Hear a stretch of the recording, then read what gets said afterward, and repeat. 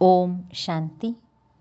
3-2-2025 காலை முரளியின் சாரம். பாபா சொல்கிறார், இனிமையான குழந்தைகளே, ஆத்மா என்ற ஜோதியில் ஞானம் மற்றும் யோகம் என்ற நெய்யை ஊற்றினீர்கள் என்றால் அந்த ஜோதி எரிந்து கொண்டே இருக்கும். ஞானம் மற்றும் யோகத்தின் வித்தியாசத்தை நீங்கள் நல்ல முறையில் புரிந்து கொள்ள வேண்டும். கேள்வி: பாபாவினுடைய காரியம் தூண்டுதல்களின் மூலம் நடக்க முடியாது. அவர் இங்கு வந்துதான் ஆக வேண்டும். ஏன்? பதில்: ஏனென்றால் மனிதர்களுடைய புத்தி முற்றிலும் தமோபிரதானமாக உள்ளது. தமோபிரதானமான புத்தி தூண்டுதல்களை புரிந்து கொள்ள முடியாது. ஆகையால்தான் ஆகாய சிம்மாசனத்தை விட்டு வாருங்கள் என்று பாடப்பட்டுள்ளது. பாபாவும் வருகின்றார். பாடல்: ஆகாய சிம்மாசனத்தை விட்டு இறங்கி வாருங்கள். ஓம் சாந்தி. பக்தர்கள் இந்த பாடலை உருவாக்கியுள்ளார்கள். இதனுடைய அர்த்தம் எவ்வளவு நன்றாக இருக்கிறது. ஆகாய சிம்மாசனத்தை விட்டு வாருங்கள் என்று சொல்கிறார்கள். ஆகாயம் என்பது இந்த உலகமாகும். இது வசிப்பதற்கான இடமாகும். மற்றபடி ஆகாயத்திலிருந்து எந்த பொருளும் வருவதில்லை. ஆகாய சிம்மாசனம் என்று சொல்கிறார்கள். ஆகாய தத்துவத்தில் நீங்கள் இருக்கிறீர்கள். பாபா மகா தத்துவத்தில் இருக்கின்றார். அதனை பிரம்மம் அல்லது மகா தத்துவம் என்று சொல்லுகிறார்கள். அங்கே ஆத்மாக்கள் இருக்கின்றன. பாபாவும் கண்டிப்பாக அங்கிருந்துதான் வருவார். யாராவது வருவார்கள் அல்லவா? வந்து எங்களுடைய ஜோதியை ஏற்றுங்கள் என்று சொல்கிறார்கள். குருடனின் மகன் குருடன் மற்றும் கண் உள்ளவர்களின் மகன் கண்ணுடையவன் என்று கூறப்படுகிறது. திருதராஷ்டிரன் மற்றும் யுதிஷ்டிரர் என்ற பெயர்களை மகாபாரதத்தில் காட்டுகிறார்கள். இப்போது ராவணனுடைய குழந்தைகளாக அனைவரும் இருக்கிறார்கள். மாயை என்பது ராவணன் அல்லவா? அனைவருக்கும் ராவணனுடைய புத்தி உள்ளது. இப்போது உங்களுடையது ஈஸ்வரனுடைய புத்தியாகும். ஈஸ்வரன் தருகின்ற புத்தியாகும். பாபா இப்போது உங்களுடைய புத்தியின் பூட்டை திறந்து கொண்டிருக்கின்றார். ராவணன் பூட்டை பூட்டி விடுகின்றார். யாரும் எந்த விஷயத்தையும் புரிந்து கொள்ளவில்லை என்றால் கல்புத்தி என்று சொல்கிறார்கள். பாபா இங்கே வந்து ஜோதியை ஏற்றுவார் அல்லவா?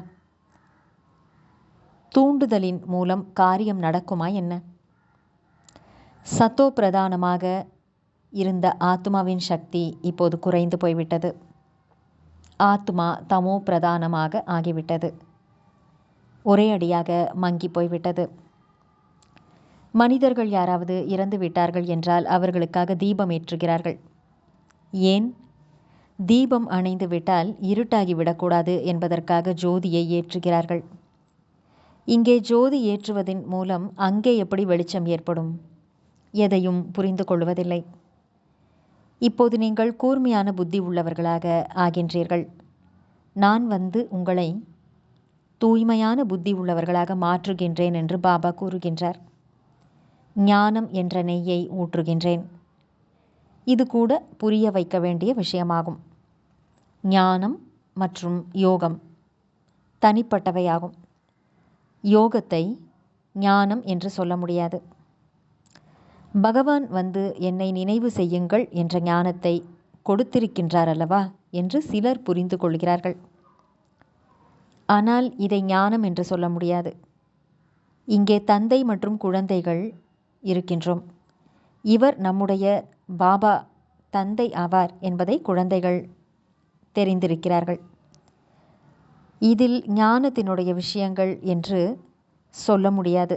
ஞானம் என்பது விஸ்தாரமானது. இது நினைவு மட்டுமே ஆகும். என்னை நினைவு செய்யுங்கள் என்று பாபா கூறுகிறார். அவ்வளவுதான். இது பொதுவான விஷயமாகும். இதனை ஞானம் என்று சொல்லப்படுவதில்லை. குழந்தை பிறவி எடுத்ததென்றால் கண்டிப்பாக அதன் தந்தையை நினைக்கும் அல்லவா? ஞானத்தின் விஸ்தாரம் இருக்கிறது. என்னை நினைவு செய்யுங்கள் என்று பாபா கூறுகிறார். இது ஞானம் அல்ல. நாம் ஆத்மாக்கள், நமது தந்தை பரமாத்மா ஆவார். ஆத்மா பரமாத்மா என்பதை நீங்கள் தாங்களே தெரிந்திருக்கின்றீர்கள். இதனை ஞானம் என்று சொல்ல முடியுமா என்ன? பாபாவை அழைக்கிறார்கள். ஞானம் என்பது நாலேஜ் ஆகும். சிலர் MA படிக்கிறார்கள், சிலர் BA படிக்கிறார்கள். எவ்வளவு அதிகமான புத்தகங்களை படிக்க வேண்டியுள்ளது. நீங்கள் என்னுடைய குழந்தைகள் என்று பாபா கூறுகிறார். நான் உங்களுடைய தந்தையாக இருக்கின்றேன். என்னிடத்தில் யோகத்தை ஈடுபடுத்துங்கள், அதாவது என்னை நினைவு செய்யுங்கள் என்று கூறுகிறார். இதை ஞானம் என்று சொல்ல முடியாது. நல்லது. தாரணைக்கான முக்கியமான சாரம். 1. நினைவினுடைய பலத்தின் மூலம் தங்களுடைய கர்மேந்திரியங்களை குளிர்ச்சியாகவும் அமைதியாகவும் ஆக்கிக்கொள்ள வேண்டும். முழுமையாக தேர்ச்சி அடைவதற்காக சரியான முறையில் தந்தையை நினைவு செய்து தூய்மையாக ஆக வேண்டும். 2. எழும்போதும் அமரும்போதும் இப்போது நாம் இந்த பழைய உடலை விட்டுவிட்டு வீட்டுக்கு திரும்பி செல்ல வேண்டும் என்பது புத்தியில் இருக்க வேண்டும். எப்படி பாபாவிடம் அனைத்து ஞானமும் இருக்கிறதோ அதுபோல மாஸ்டர் ஞானக்கடலாக ஆக வேண்டும். வரதானம். இணைந்த ஸ்வரூபத்தின் நினைவின் மூலம் சிரேஷ்டமான ஸ்திதி என்ற ஆசனத்தில் நிலைத்து அமரக்கூடிய சதா சம்பன்னமானவர், சதா நிரம்பியவர் ஆகுக.